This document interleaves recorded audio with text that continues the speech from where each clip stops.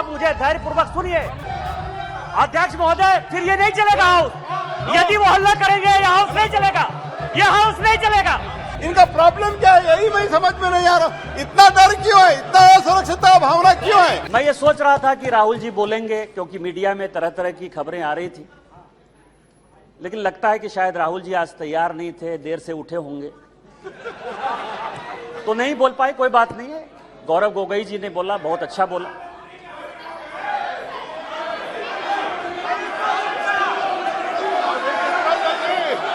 Speaker sir, Gaurav Gogoi जब बोल रहे थे इस कांग्रेस पार्टी को शहादत के बारे में, लोगों का क्या बलिदान है इसके बारे में कुछ पता नहीं है। इन्होंने मणिपुर की बात की और पूरे देश को नहीं, पूरे संसद को जो है इन्होंने चैलेंज किया कि आप लोग में से बहुत लोग मणिपुर नहीं गए होंगे, मणिपुर नहीं देखा है आपने। मैं मणिपुर के इतिहास का भुक्तभोगी हूं। मेरे मामा एनके तिवारी 73 में अपनी पैर जो है वो गंवा चुके मणिपुर में, और 1989-90 में मणिपुर में उनके ऊपर अटैक हुआ। सीआरपीएफ के वो डीआईजी हुआ करते थे।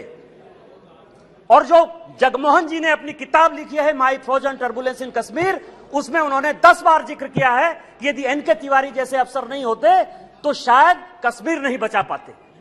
और वही एनके तिवारी जब मणिपुर में आईजी बनकर गए तो आपकी सरकार ने उसी ओपीएम लॉबी के तहत उनको गिरफ्तार कर लिया और कोर्ट ने कहा कि ये आप कर सकते हैं।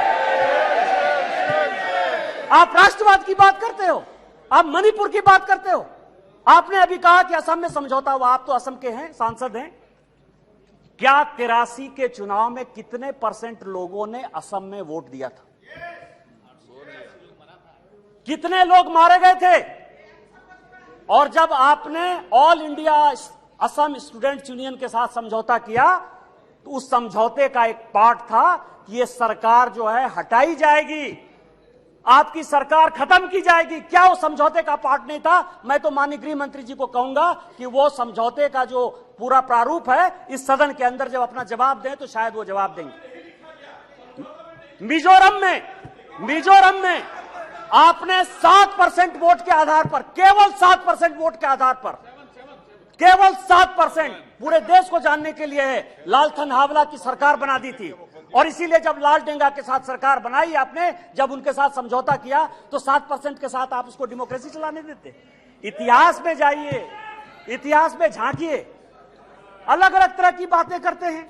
कल राहुल जी आए, ऐसा हंगामा हुआ, पूरी दुनिया आ गई। राहुल जी गए ही कब थे? हम लोग भी यहां सारे सांसद बैठे हैं और उनको जानकारी होनी चाहिए कि हम जो है बजट सेशन में यहां आए थे, मार्च अप्रैल में यहां आए थे ना। राहुल जी थे बजट सेशन में कि नहीं थे ना? इसके बाद हम लोग मानसून सेशन में आए, राहुल जी हैं कि नहीं मानसून सेशन में? राहुल जी गए कहां थे, कहां गए थे, किस तरह की चर्चा है? और दूसरी बात यह है कि जिस सुप्रीम कोर्ट के जजमेंट के आधार पर आए हैं उसने अभी जजमेंट नहीं दिया है, अभी स्टे ऑर्डर दिया है। और तो भी उन्होंने कहा है, लोग कहते हैं प्रधानमंत्री मौन है, प्रधानमंत्री माफी नहीं मांगते, प्रधानमंत्री चीजें नहीं बोलते।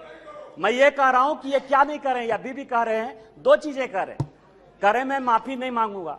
क्यों माफी मांगे भाई? मोदी तो बहुत छोटा जात है, नीच जात है, ओबीसी है, ओबीसी से क्यों माफी मांगेंगे, बड़े आदमी है।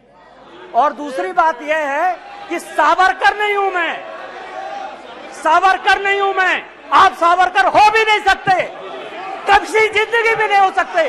28 साल उस आदमी ने जेल में गुजारा है, आप अपनी तुलना सावरकर से करते हैं, कभी सावरकर नहीं हो सकते।